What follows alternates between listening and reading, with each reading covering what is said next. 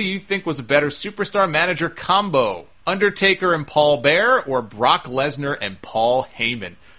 That's a tough one. That is a tough question. I would have to say, I love them both as combos. I just think they're perfect. It's like peanut butter and jelly. And you know my thoughts on Brock Lesnar and Paul Heyman. I think Lesnar and Heyman are, with all due respect to Gorilla Monsoon and Bobby Heenan, it's two different things because they were announcers. These guys are performers in the ring every week.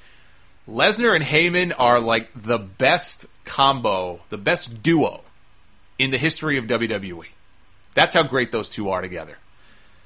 And they could be great on their own, but not as great as they are together.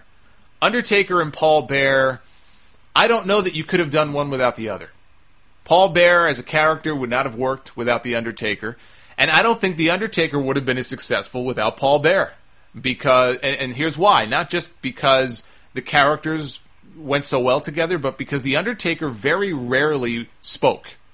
The early incarnation of The Undertaker didn't say hardly a word other than rest in peace. And I mean, he'd say a few things here and there, but he did not do a lot of the talking. Paul Bearer did a lot of the talking, most of the talking for The Undertaker. And that whole act with the urn, the power of the urn and everything else, I have to go with Undertaker and Paul Bearer. I think as a combo, they were better because I think without each other it wouldn't have worked, or it wouldn't have worked as well. Lesnar and Heyman, as awesome as they are together, they could be very successful on their own. Paul Heyman, believe me, if Brock Lesnar decides not to re-sign, he goes away.